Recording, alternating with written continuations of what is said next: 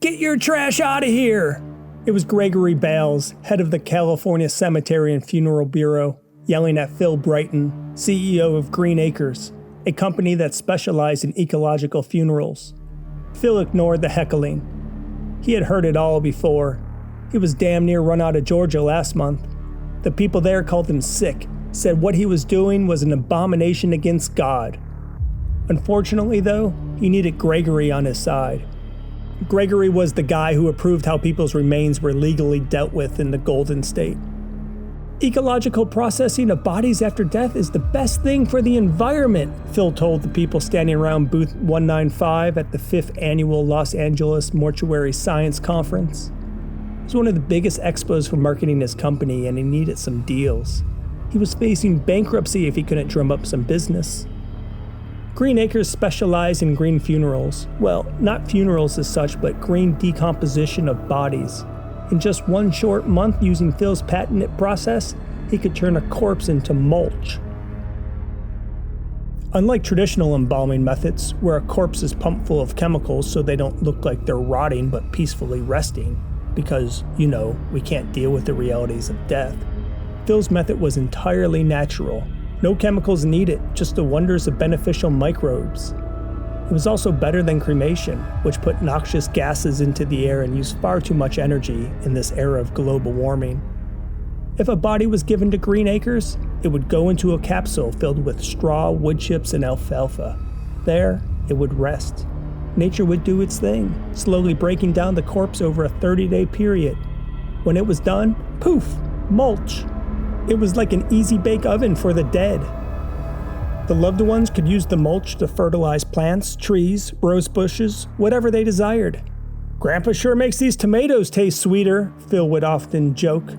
For the LA Expo, Phil left out the stuff about tomatoes and vegetable gardens. Phil thought the crowd in Los Angeles would be more welcoming given their liberal persuasion. But so far, no one wanted what he was selling. Having Gregory shout at him wasn't helping things. "No one wants you here," Gregory yelled, loud enough so all the people would look, even those across the aisle at the golden gates of heaven hermetically sealed coffins. "Get out of here, Mulch Man!" It was true Green Acres didn't have Gregory's permission to handle dead bodies in California, but as far as Phil was concerned, that was just a formality. He had the application in, just waiting on Gregory's approval. But from the heckling he was getting, Phil thought it was likely a lost cause. And Phil hated that term, Mulch Man. It was slander if you asked him, and it made light of what he did. Phil heard all the usual comments from the crowd. "So, I'm paying you to let my loved one rot? Why don't I just leave Grandpa in the backyard for the vultures?" And of course, there were more people that called him Mulch Man. So far, Green Acres had exactly 0 sales. The only dead thing Phil's been able to turn to mulch was his dog, Lucy. Her mulch was put around the tree she always peed on. Day 1 of the expo came and went. Thanks to Gregory's heckling, there were no sales. In the bar at the Hilton afterwards, Phil grabbed whatever IPA was on tap. He was enjoying the solitude of his thoughts until he felt a hand on his shoulder. "Mulch Man!" Phil didn't even have to turn around. He knew the voice. It was Gregory. That fucker Gregory. Phil probably would have had 1 or 2 sales leads today if it wasn't for his heckling. "Hey Greg," Phil said, knowing that Gregory preferred people calling him by his full name. Then he shook his head. He shouldn't have done that. He needed Gregory on his side. He needed Gregory to approve the Green Acres application to ecologically dispose of bodies. "Sorry, Gregory," Phil said, trying to put aside the venom that was coursing through his veins. "Pull up a seat. I'll buy you a drink." "Vodka tonic," Gregory says to the bartender. "Straight to the good stuff, huh, Gregory?" Gregory shrugged. When the drink arrived, they raised a glass.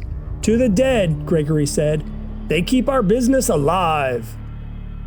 A joke, an opening, Phil thought. He could use that to his advantage. Talk business, get things moving along. "Glad to see you got your sense of humor about things," Phil said, sipping his IPA slowly. Gregory shrugged again. "Listen, I'm glad you mentioned business," Phil said, turning to look at Gregory. "My business ain't gonna stay alive if I can't get approved. You gotta approve the regulation here in California. My application's pending, you know? I just need your signature. Gregory took a swig of his vodka tonic and licked his lips. I know, it's... He paused, taking another drink. People don't want what you're selling. Decomposing bodies? No, that doesn't seem right. That's not the proper way to dispose of them. But it's natural, Phil said. And besides, I thought California was a progressive state. Well, I'm not, Gregory said, putting down his drink with authority. Phil didn't respond. He just stared ahead at the bottles behind the bar. He knew the conversation wasn't worth pushing. It was just as he suspected. This had nothing to do with the science or doing what's best for the earth or anything like that. This was ideological. Same old stuff, old-fashioned Bible-thumping regulators putting their morals before their duties in office. Another drink, Phil said after he downed the last of his IPA, still trying to at least maintain a bit of friendliness with Gregory. Gregory gave a nod and they sat there, in silence, drinking. The quieter it got, the more Phil stewed. This fucker, this sanctimonious fucker. He has the gall to deny what's right just because of his personal belief. So what if you don't like what I'm selling, Phil? That doesn't matter. Let the market decide. Besides, the way I do it with the bodies is the most natural thing in the world. How can you ban decomposition? It's lunacy.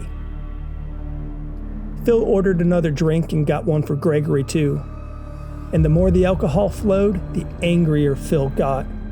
He was repulsed by the fact that one man's signature stood between him and bankruptcy. Then a light bulb went off. That's it, Phil thought. One man.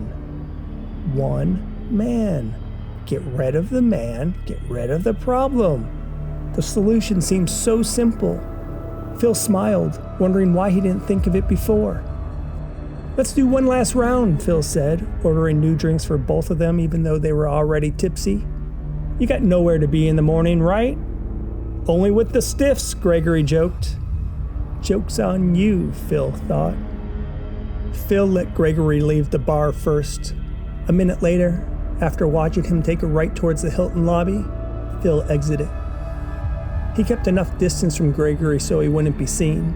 Enough distance that any security cameras wouldn't make the connection that he was following him. Phil stopped to look at some brochures, Disney, the Hollywood Walk of Fame, Chinatown, while Gregory exited towards the parking lot. This was going to be easier than Phil expected. Phil saw Gregory fumbling with his keys next to his Honda Odyssey. Tis, Phil thought. Drunk driving, are we, dear Gregory? From behind, Phil put a hand over Gregory's mouth. He pretended his other hand was a gun and stuck it in the small of Gregory's back.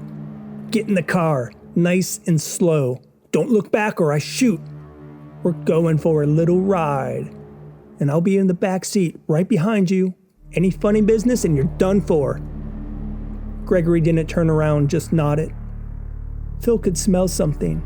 It was pee. Gregory was so scared he pissed himself. Why am I not surprised, Phil thought. Gregory unlocked the car and slowly got in the driver's seat. Phil got in behind him. You, Gregory shouted when he looked in the rearview mirror. Drive, Phil demanded, or die. Your choice. Gregory nodded and turned over the ignition. Where to?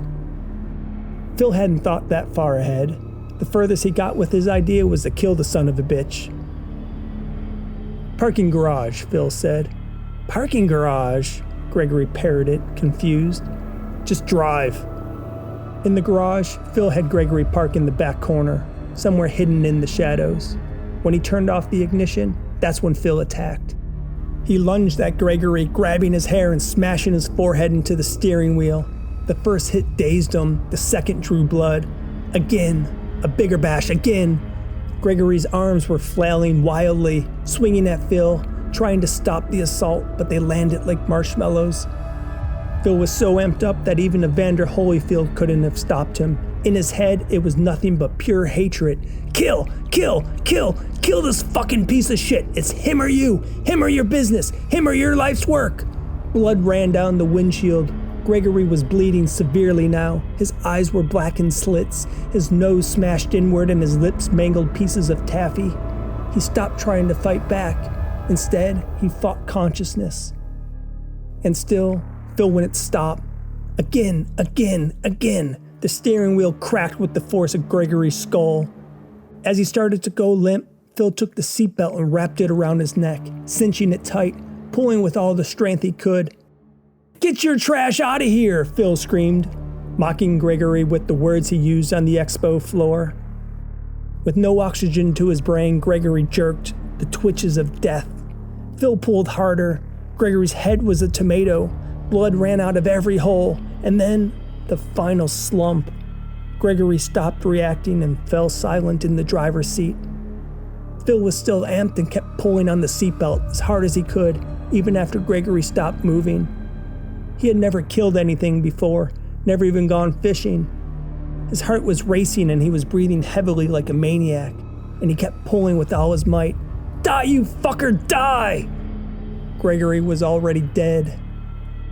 Phil pulled until his arms hurt, and then he pulled some more before he collapsed into the middle row of the Odyssey. Slowly, his pulse returned to normal, and the adrenaline of the kill wore off. That's when the reality of the situation took hold. In the front seat, a government official was dead. His face was smashed in, and his throat was tattooed with the imprint of a seatbelt. The irony. "Don't fuck with the Mulch Man," Phil said to Gregory's corpse. He rubbed his hands together, thinking how wonderful the plan was. He had all the equipment with him, the vessel, the wood chips, the alfalfa, the straw. All he had to do was get Gregory's body to the expo hall. Then tomorrow, when people visited booth 195 and they touched the vessel, Gregory would be inside, rotting, slowly turning to mulch. No one would be the wiser. Day 2 and Day 3 of the expo were great without Gregory's heckling. Lots of leads. Phil drove Gregory's minivan to the desert and burned it. There were never any questions from the police or anyone else. The hotel staff said they saw a drunk Gregory leave on his own. That was it. Case closed. A month later, Phil had the Sacramento Funeral Services Expo to attend. It wasn't as big as the LA show, but perhaps it was more important since there were a lot of government employees and politicians that walked the expo floor. Green Acres was booth 80.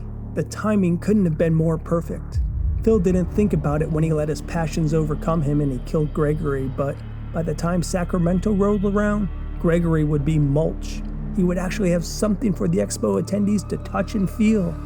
Before, it was all theoretical.